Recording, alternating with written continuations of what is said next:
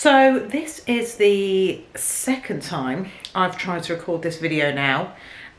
First time being I filmed the entire thing, and at the end I realised that the entire video was out of focus. So it was just me in a complete blur for like 45 minutes worth of footage. And I sat down the other day to edit it, and I was just looking and thinking, no, please don't tell me this is like 45 minutes worth of video just down the drain. But it was. Here we are, back at it again. And actually it worked out better because my makeup looks better in this version than it did in the last one. So, every cloud. Okay, so if you have clicked on this video, you want to know what is in my hospital bag. You'll be pleased to know that my hospital bag consists of a suitcase and an actual backpack, not a Sainsbury's carrier bag, which it was going to be about 2 weeks ago. So I've advanced myself in the hospital bag game. Now I should say that I watch a lot of these videos at the moment because I am indeed packing my hospital bag. I am 35 weeks pregnant, just over. I'll be 36 weeks soon. And it's probably a good time to be prepared, isn't it? So I've been watching loads of YouTube videos on other people's hospital bags. So I think I've got most things. But if you think I've missed something, write it in the comments below because I need all the help I can get on this subject, okay? So we're going to start off with my bag, arguably the most important person in this entire shebang, okay? I mean, sure, the baby will be great at the end of it, but I'm the one who they're relying on to get this baby out, you know? First things first, let's start with breast pads. I didn't know I needed these, I'll be honest. I don't know why I didn't know this, but my friend got me these for my birthday, which was November last year. She sort of made me a bag full of like hospital goodies that I'll need, and actually I've got them all in this bag. These are breast pads from Sainsbury's, soft and absorbent, soft and secure pads for everyday comfort and protection. I don't know when I need to use these, but I'm bringing them with me anyway because I don't know, will I give birth and my milk come in automatically and then it's just like a fountain, like the Bellagio fountains in Las Vegas? Or is it like, does it not come in straight away? Do I need to bring an entire box of these? Like, I don't know. I don't know any of this stuff. But I just thought, can't be harmful bringing them, because if I didn't bring them and it was like a Bellagio fountain situation, then I could be looking at quite an embarrassing top scenario. So on the old agenda, Maternity maxi towels. These remind me a lot of when I first started my period when I was like 12.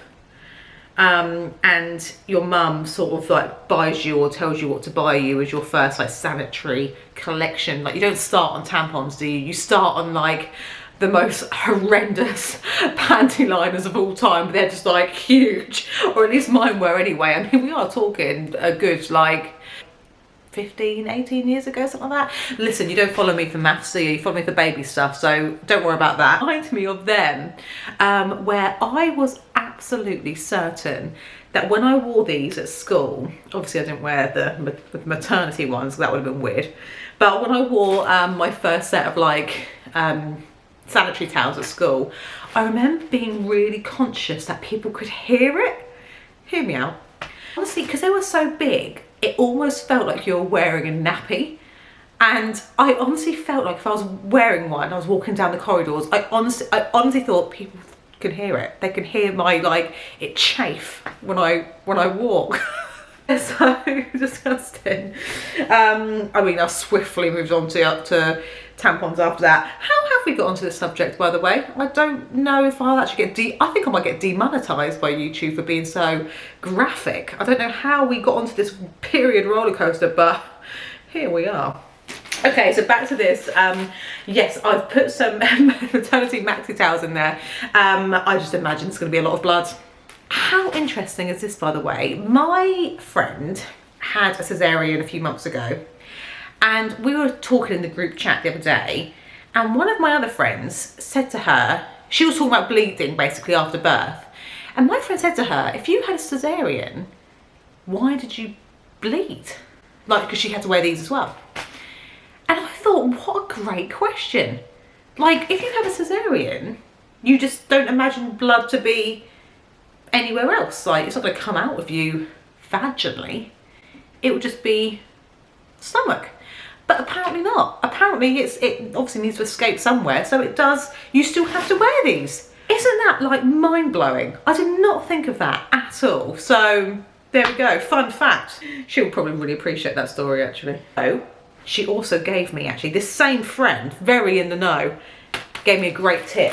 These combined with these, which are disposable briefs, winning combo. So she said, get some disposable briefs. I've just got the ones from Boots, the Boots Maternity ones. Wear these as knickers and then put one of these inside them.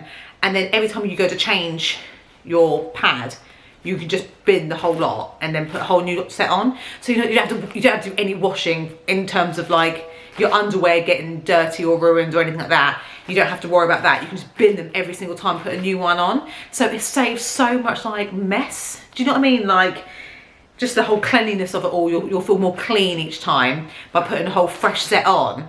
So I thought that was an absolute cracking shout. Moving on swiftly to toiletries. There is something about buying toiletries when you go on holiday that is really fun. Agreed? So you can buy like all your shampoo and conditioners for your hotel room and buy all your like deodorants and stuff. And this is the similar thing, I'll be honest. I went to Boots and got the 3 for 2 on travel size stuff. And it was like shopping for going on holiday, except from this will be the most painful holiday of all time, but the reward will be great. Okay, so first things first, we went toothpaste, standard hygiene, you know, accompanied with toothbrush, accompanied with mouthwash. Although this one admittedly is one from home that I already have because, you know, I'm not going to buy a new mouthwash. I've already got one this size for my travel bag, so may as well take one already. They didn't sell me a half of mouthwash, what I'm trying to say to you. We have deodorant for Danny, deodorant for me. Now, as the time of recording, it is March 2021, still in a pandemic for the last year, and I believe that means Danny's not allowed to stay overnight at hospital. So I haven't got like a bag for Danny. I'm not going to show you any of Danny's things to pack because I don't really think Danny's allowed to stay. But in case he wants a little freshen up, we've packed him a little deodorant. So a shower gel, mini shower gel, because I have recently been in hospital with my UTI infection. And when I was there for the last few days, they do give you sachets to wash yourself with in the shower, but there's something about your own comforts, and this is one we use at home anyway. So to go with that, I got my world's best sponge from Home Bargains, 39p, cannot be angry at this. And it always feels like it's exfoliating me as well. Like I feel so clean after I use it. Believe me, I know I've reached an all-time low to try to sell you a 39p sponge, but it really is very good. And I wear a lot of fake tan as well, so it helps scrub it off, you know, because there's nothing worse than looking like you've been attacked with a dirty tea bag, is there? I have also packed, this is the bag I put it in, by the way. It's like a see-through. I got it free from Benefit with a Christmas purchase gift set. I thought it was really good that it's see-through so I can see everything that's in there, so it's easy to grab. I've also packed my contact lenses so I can see. Crocodile clip, shove my hair up. Hair bubbles, shove my hair up. Because the idea of it being in my face makes me feel very claustrophobic, Darren. If you know, you know. Okay, so here is a great little tip that I was told by my sister-in-law. I have here the Dr. Organic Tea Tree Pure Oil. This is to put on my sanitary towel, which should then help aid the recovery process of my vagina. I don't know if this was made for that. I don't think it was. It does say instructions on the back how to use for general use, but apparently this was absolutely cracking for recovery. So I'm all for that. So that's coming with me. And then also I got from Victoria's Secret a lip balm. No particular reason why, it was just I had to spend £5 more to get free delivery, so I got one of these. But everyone tells me that if you have gas and air, your lips get really dry and chapped. So I thought, well, I'll get one of these then anyway. Okay, next. This bag really is just for me. This is my bag of how to make Hannah feel good about herself when she's just given birth. I don't want any negativity on this bag. I don't want any, you won't need that on this bag. I want to embrace Hannah feeling as good as she possibly can at what will be a very traumatic time, okay? So, first things first, when you go into labour, what do you need? An eye mask and a foot mask, of course. There is a process, okay? In the event that I get induced means they basically put your body into, I guess, forced labour is the only way I could describe it really. And you could be waiting hours. And when I say hours, I literally mean like 12 hours plus. Like you could be waiting all day. Okay, so you don't get induced and then suddenly your baby comes out. It's a really long process. And because that process, Danny or anyone will not be able to be with me due to the COVID guidelines. You have to be on your own until you are a certain centimetre dilated. So if in the event that I don't go into immediate labour, I will be waiting around for a very, very, very long time. So I thought, why not enjoy the process? So I've bought a tea tree and peppermint foot pack. We have the Glam Glow Eye Boost Reviving Eye Mask. We go on to general face care. So we have, and this is, bear in mind, I've said this before in many videos, I am a freak when it comes to skincare. So I will be using this after birth, like in the shower, everything. This is every day and night care for me anyway. So we end up just grabbing a little mini Clinique cleanser. This, I believe, is one of the Clinique for Men charcoal cleansers. Danny's sister used to work for Clinique, so we have just like a conveyor belt of Clinique travel size stuff. And so I just grabbed this one because not much point buying a new one when I've got like a ton of these at home. So we've got that as a cleanser. I then have a Estee Lauder toner. I have the Estee Lauder Day Wear 24-hour moisture day cream, and to accompany that I also have the Estee Lauder eye cream. Favourite ever, night serum. This is the Estee Lauder Night Repair. Honestly guys, the most amazing night cream you'll ever. It's gold dust. Leave hospital, so I don't smell like a hospital, I bought just some little perfume samples just so I can spritz them on, then bin them there and then.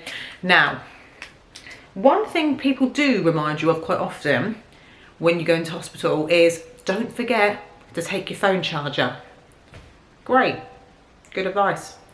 What people don't tell you is fucking remember to bring it back, because I went to hospital 2 weeks ago and I left my brand new iPhone 12 charger there. Slightly annoying. So I did get myself a new one, so this is coming with me, and hopefully if I remember it's coming home with me too. Okay, next up we have, also quick disclaimer, I am trying to ignore the bin bags that are behind me. I hope that isn't giving me negative points on a YouTube video. Reason being is I've decluttered my entire house, and in there are some very beautiful clothes that are going to a charity tomorrow. So I wanted to put them out of the way from the rest of my house. So I've put them in the nursery for now, where I'm sitting right here. And I've just realised they're in the back of this video, but I don't have the strength to move them. So they're going to stay there, okay? Now, hear me out on this one. Sometimes a gal needs luxury. Luxury comes in all forms. For me, it comes in Victoria's Secret pyjamas. This is an extra large buttoned nightshirt. I'm not going to unravel it all because it's all perfectly like concealed in its packaging. But I was told to go for buttoned nightwear because when you need to whack a boob out, it's just a button job. Don't want to be lifting your top up and all this sort of stuff. Easy access is what we're after here. Also, I went for a night shirt because, again, breeze, easiness, okay? I'm all about making my life easy.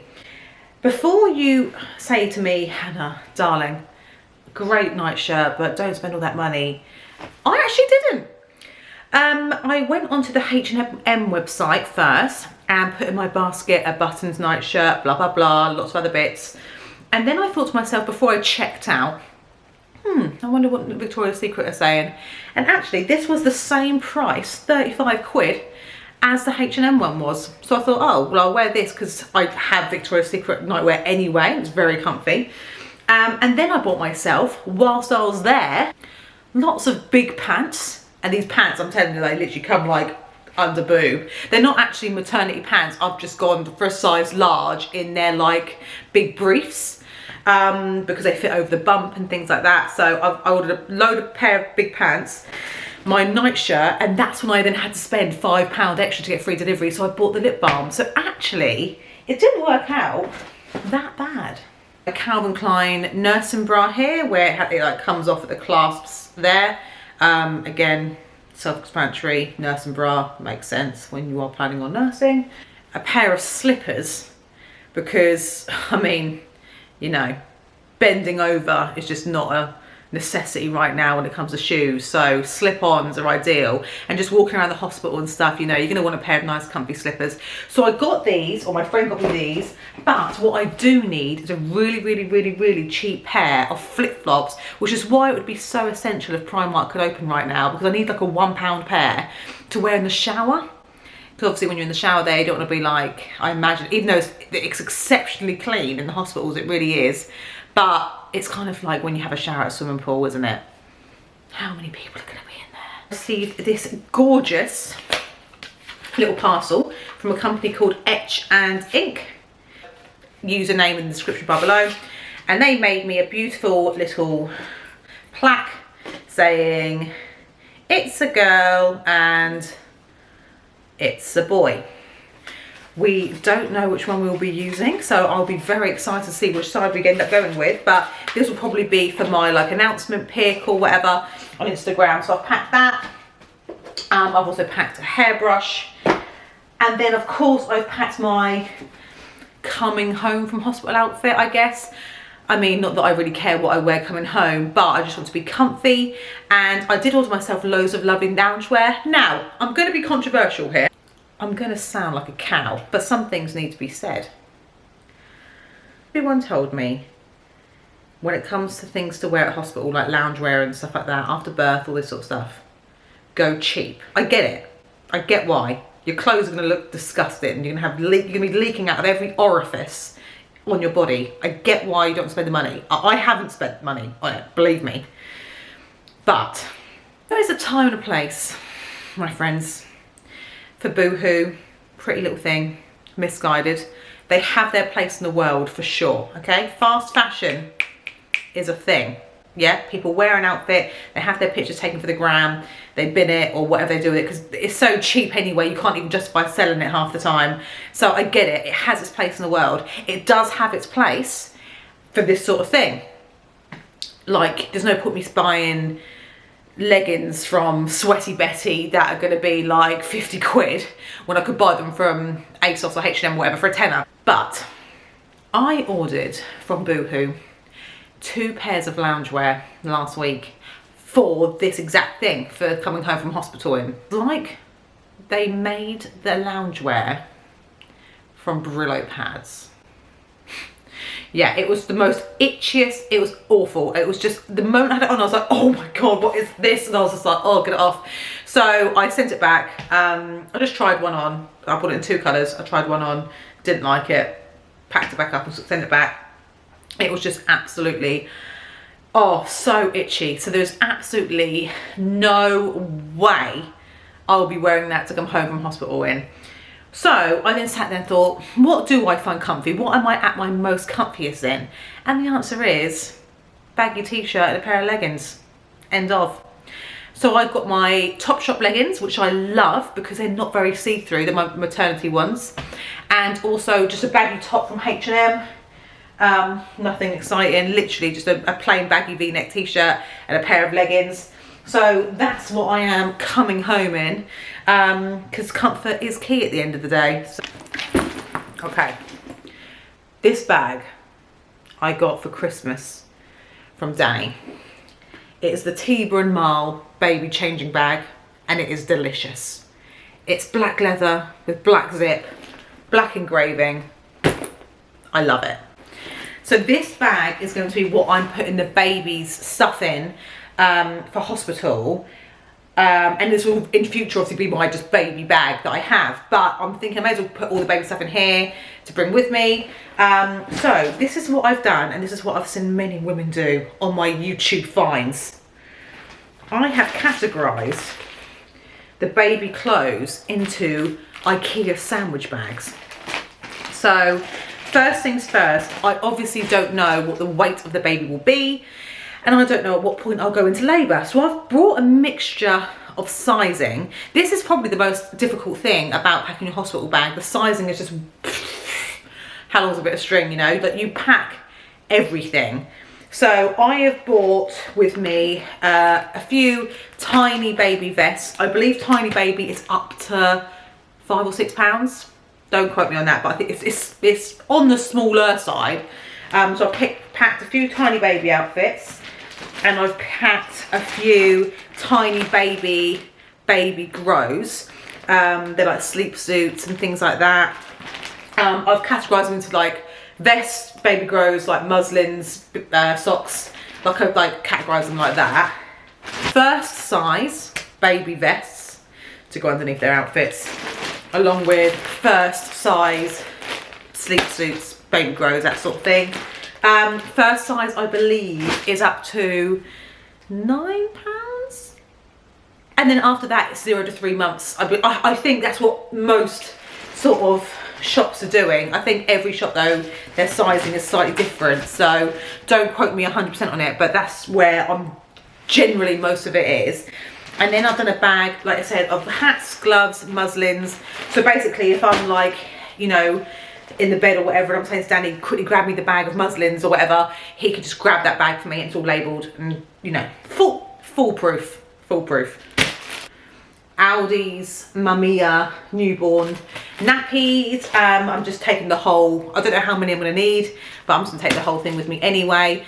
These were 99p, and you get, how many did you get in here?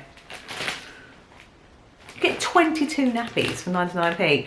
That is a bargain. And I'm also taking a packet. Oh, they're over there. I can't bother to go and get them.